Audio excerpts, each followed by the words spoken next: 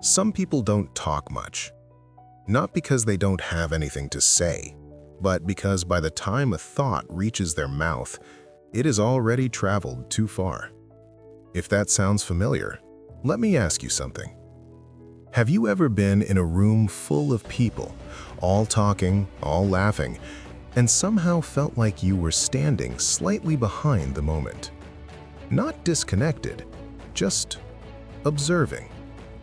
Watching expressions, noticing tone shifts, feeling when a joke lands wrong even when everyone laughs anyway. You're not quiet because you're empty. You're quiet because your mind is busy measuring the weight of things. This is the psychology of deep thinkers. And no, it's not about being smart. It's about how you experience reality. Most people move through life horizontally, moment to moment, event to event. Deep thinkers move vertically. They drop down into experiences. A single sentence someone says to you doesn't just register as words. It becomes a signal, a clue, a window into intention. You don't just hear what was said, you feel why it was said. That's why conversations don't end when people walk away. They continue inside you. Later, at night, in silence. You replay moments not because you're stuck, but because your mind is trying to understand the structure beneath the surface. Let me ask you this. Why do deep thinkers pause before answering simple questions? It's not hesitation. It's not insecurity. It's because you don't respond to the first interpretation. You scan for layers. What do they really mean? What are they not saying? What happens if I answer honestly? What version of me are they expecting? By the time you choose your words carefully, the conversation has already moved on, so you stay quiet. And people assume you had nothing to add. That's one of the first quiet wounds of being a deep thinker, being misunderstood as shallow, because you're actually too deep. You don't skim life. You read the footnotes.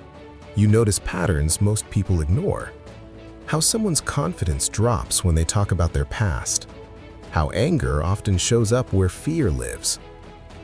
How people laugh louder when they feel unsure. This doesn't make social life easier, it makes it heavier. Because once you see patterns, you can't unsee them. Let me be very honest here. Deep thinkers don't struggle because they think too much. They struggle because they feel while they think. That combination changes everything. A normal disappointment passes. For you, it echoes. A small betrayal doesn't sting. It rearranges your view of that person. A moment of kindness doesn't just feel nice, it restores something inside you. You feel things in layers, and layers take time to settle. That's why silence feels familiar, not lonely, familiar. Solitude isn't escape, it's maintenance. When you're alone, you're not bored, you're untangling, sorting emotional noise from signal, separating what was yours from what you absorbed from others. Deep thinkers absorb a lot. Rooms, moods, unspoken tension. You walk into places and feel the atmosphere before anyone speaks. You pick up on emotional static. That's why crowded environments drain you faster than they drain others. It's not the people, it's the input. Your mind doesn't filter aggressively. It takes things in raw. So you need quiet to reset. Now here's where it gets uncomfortable. Why do deep thinkers overthink? Because your mind doesn't accept shallow answers. Everything happens for a reason doesn't satisfy you. Just let it go feels insulting. Don't think about it sounds impossible. You want coherence. You want truth that actually fits the complexity you feel. So your mind keeps circling questions until something clicks. But sometimes, nothing clicks. And that's when thinking turns into rumination. Not because you're weak, but because your mind refuses to leave a question unresolved. You don't overthink the future the way anxious people do. You question existence. Why do people change? Why does meaning fade? Why does time feel fast and slow at the same time? Why does love feel dangerous once you see how fragile it is? These aren't worries. They're existential pressure points. And no one really teaches you how to sit with them. So you sit alone. Let me ask you something personal. Have you ever felt older than people your age? Not tired, not cynical, just aware. Aware that happiness is temporary.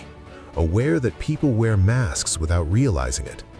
Aware that every beautiful moment carries the seed of loss. That's not depression. That's perception. Deep thinkers don't live in black and white. They live in contrast. That's why joy feels intense and sadness feels poetic rather than chaotic. Your melancholy isn't despair. It's awareness that beauty and impermanence coexist. You don't just enjoy moments, you mourn them while they're happening. That's a heavy way to live, but it's also why deep thinkers are deeply creative. You see connections. A song isn't just sound, it's memory. A smell isn't just a smell, it's time travel. You notice how the same emotion can show up as anger in one person and withdrawal in another. You understand that people are shaped more by what happened to them than by what they claim to believe. That makes you empathetic, but it also makes you cautious. You don't trust easily. Not because you're cold, but because you see how easily humans contradict themselves. You've watched people promise things they didn't understand. You've seen affection turn conditional. You've felt how fast warmth can become distance. So you move slowly with connection. You test depth quietly. Can they sit in silence? Can they answer honestly? Can they handle questions without deflecting? Most can't. So you stay guarded. People mistake that for emotional distance. In reality, it's emotional precision. When you attach fully. That's why detachment hurts so much when it happens. Deep thinkers don't fall often, but when they do, they fall all the way in. That's why betrayal feels cosmic to you. It's not the act itself, it's the collapse of the meaning you built around the person. You didn't just lose them, you lost the story you believed. Let's talk about another thing people don't say out loud.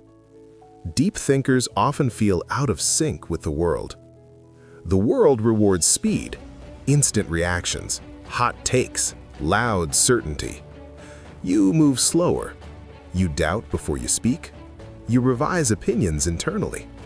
So sometimes you feel invisible, not ignored, invisible. Like you're watching life happen rather than participating in it. But here's the truth most people won't tell you. Your slowness isn't a flaw.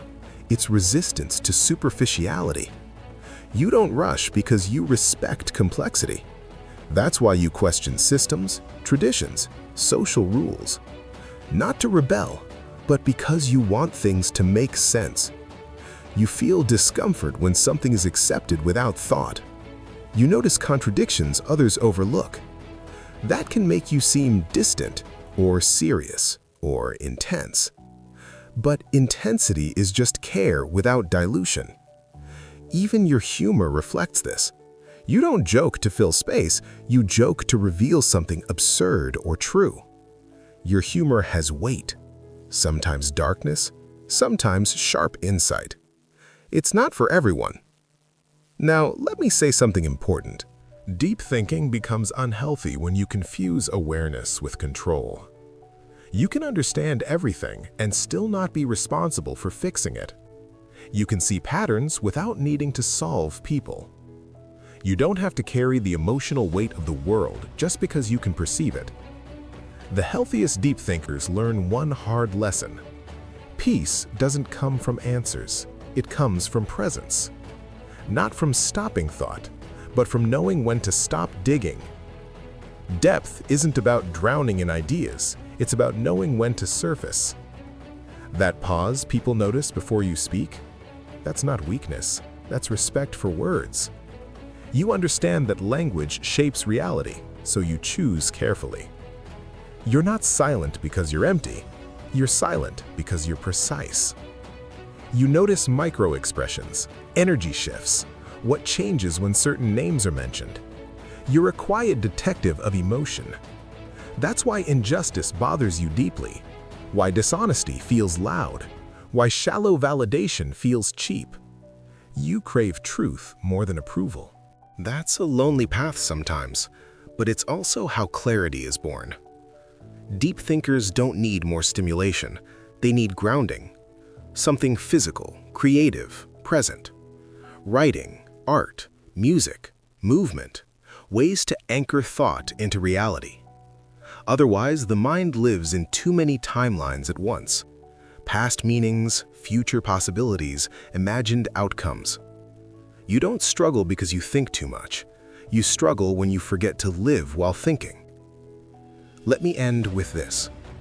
If you're a deep thinker, you were never meant to skim life. You were meant to translate chaos into insight, to sit with difficult questions without rushing to easy lies, to remind a loud world that silence can hold wisdom. Your depth isn't a defect, it's a responsibility.